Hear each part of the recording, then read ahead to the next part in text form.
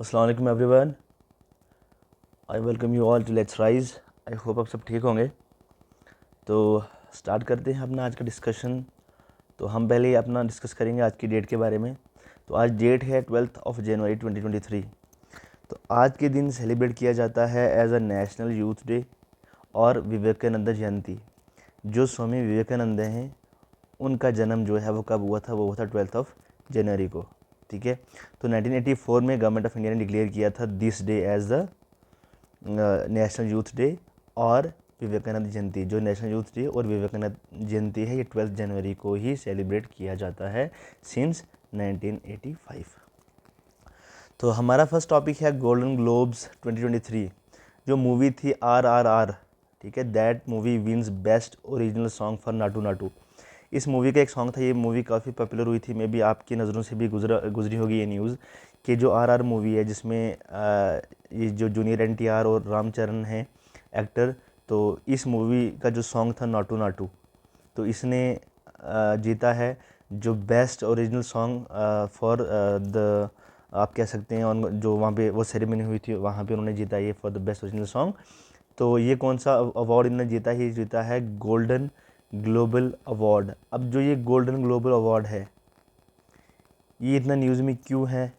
ये चीज़ जो है इसलिए है क्योंकि ये एशिया की, सिर्फ इंडिया की नहीं, एशिया की फर्स्ट ऐसी मूवी है जिसने जीता है गोल्डन ग्लोबल अवार्ड। इसलिए ये न्यूज़ जो है ये ज़रूरी है हमारे लिए। तो नेक्स्ट है Beypore boat to figure in project report for Swadesh Darshan project. अब जो ये बेपोर बोट है इसके बारे में हमने पहले भी डिस्कस किया है। उरू में भी आपको याद आया हो जब इन्होंने डिमांड किया था अपने लिए, जो कैसे जिस बोट के लिए, जो बेपोर बोट है उरू भी इसे कहते हैं, इसके लिए डिमांड किया था GI टैग। तो तब भी हमने इसके बारे में एक ब्रीफ डिस्कशन किया था। तो आज फिर से ये न्यूज़ है स्वदेश दर्शन प्रोजेक्ट की वजह से।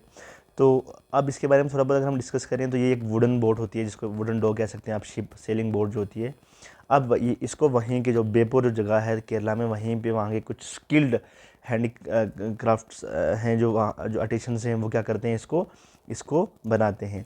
तो ये वहीं की एक आप कह सकते हैं एक बड़ी पर्टिकुलर स्पेसिफिक काइंड ऑफ एक वुड होती है जिससे ये चीज़ बनती है, और एक स्पेशल टेक्निक होती है जिससे ये बनाते हैं, जिसकी वजह से अगेन मैंने आपको पहले बताया इन्होंने GI टैग जो है ऑलरेडी क्या किया था कि डिमांड किया था। इस एक बोट जो है उरू, इसको बनाने के लिए कम से कम 1 से 4 साल का वक्त लगता है।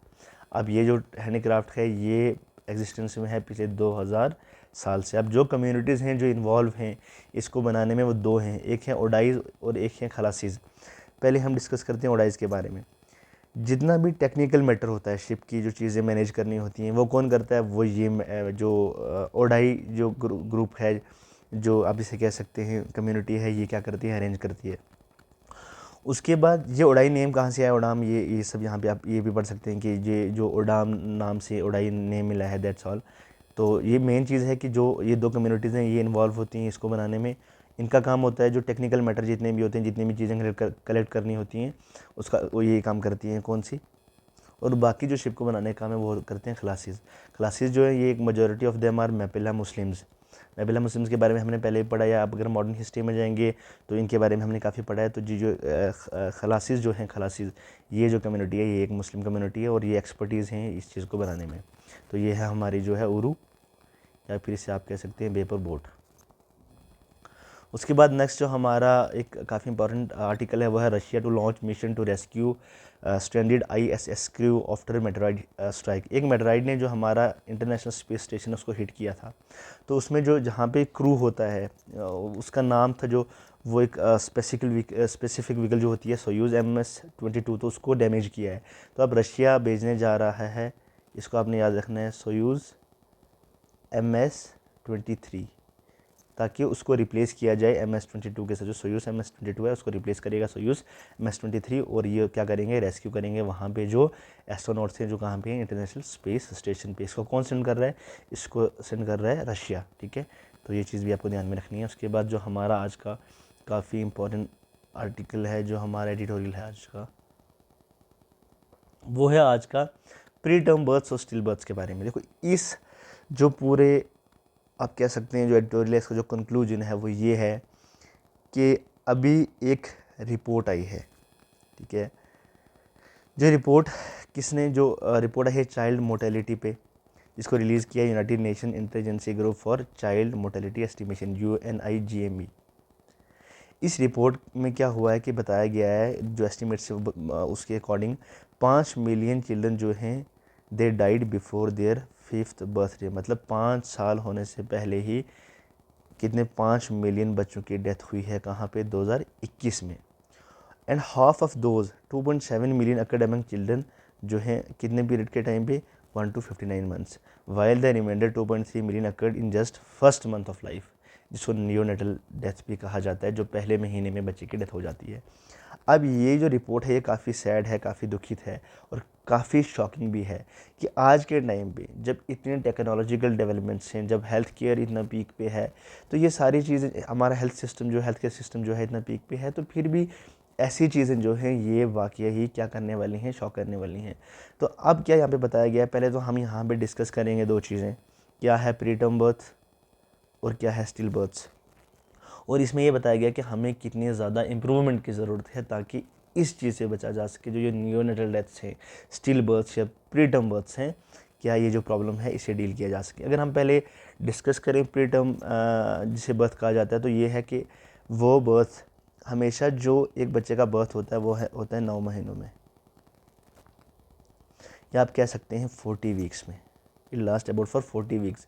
लेकिन अगर 37th वीक से पहले ही, मतलब 3 हफ्ते कम आप कह सकते हैं, 37th वीक से पहले ही अगर जो है बच्चे का बर्थ हो जाए तो वो काफ़ी प्री मैच्योर होता है, उस बच्चे का डेवलपमेंट, ठीक है, वो अच्छे से नहीं हुआ होता। तो इसलिए जो है प्रीटर्म बर्थ इसको कहा जाता है, जब बच्चे का जो जन्म है वो जो उनका मैच्योरिटी पीरियड है विच इज़ 9 मंथ्स और 40 वीक्स, अगर 37 वीक से पहले ही बच्चे का जन्म हो रहा है तो दैट इज़ प्रीटर्म बर्थ। उस टाइम पे बच्चे की जो कंडीशन है वो बेहतर नहीं होती है, तो ये इसीलिए क्योंकि हमारे पास जो हेल्थ केयर सिस्टम है उसको इम्प्रूव करने की बहुत ज़्यादा ज़रूरत है।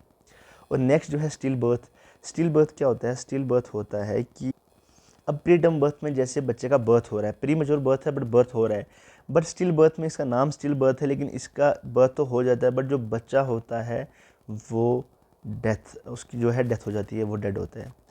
मतलब कि डिलीवरी से पहले या डिलीवरी के टाइम पे अगर बच्चे के जन्म के वक्त ही या उससे पहले उसकी डेथ हो जाए, उसे स्टिल बर्थ कहा जाता है। अब ये स्टिल बर्थ की जो ये हैं बाद में जो कुछ दी गई हैं क्लासिफिकेशन, इसे आप एक early still birth, then late still birth, then term still birth, यहाँ पे टाइम पीरियड भी दिया हुआ है। तो ये था हमारा आज का एडिटोरियल। अब स्टार्ट करते हैं अपना क्विज सेक्शन। तो हमारा क्विज सेक्शन में जो फर्स्ट हमारा ज्योग्राफी का क्वेश्चन है, जो कि इस हफ्ते में हम क्या करेंगे, सिर्फ ज्योग्राफी के क्वेश्चन है डिस्कस करेंगे। तो हमारा फर्स्ट क्वेश्चन था कि इंडियन आर्म फोर्स का जो ऑपरेशन था, ऑपरेशन मेघदूत, इसके बारे में आपने सुना होगा। तो जो ऑपरेशन मेघदूत है ये कौन सा जो इंडियन ग्लेशियर है इसको कैप्चर करने से एसोसिएटेड है? कौन सा ग्लेशियर है जिसको कैप्चर करने के टाइम जो इंडियन आर्मी ने कैप्चर किया था, तो उसके लिए जो ऑपरेशन चलाया था, जो ऑपरेशन मेघदूत है, वो किस ग्लेशियर के रिलेटेड है? तो हमारे जो ऑप्शन है वो है Sonapani glacier, Satopanth glacier, Siachen glacier और जेमो ग्लेशियर। आई होप आपने गेस कर लिया होगा, काफ़ी आसान आंसर है। इसको हम मॉडर्न हिस्ट्री में भी पढ़ते हैं कई बार, उसके बाद पॉलिटी में और ज्योग्राफी में इसका जो लोकेशन है, जो ये ग्लेशियर है, इसके लिए हमें इसको यहाँ पे डिस्कस करना पड़ा। तो जो ऑपरेशन मेघदूत है ये चलाया गया था सियाचिन ग्लेशियर को कैप्चर करने के लिए।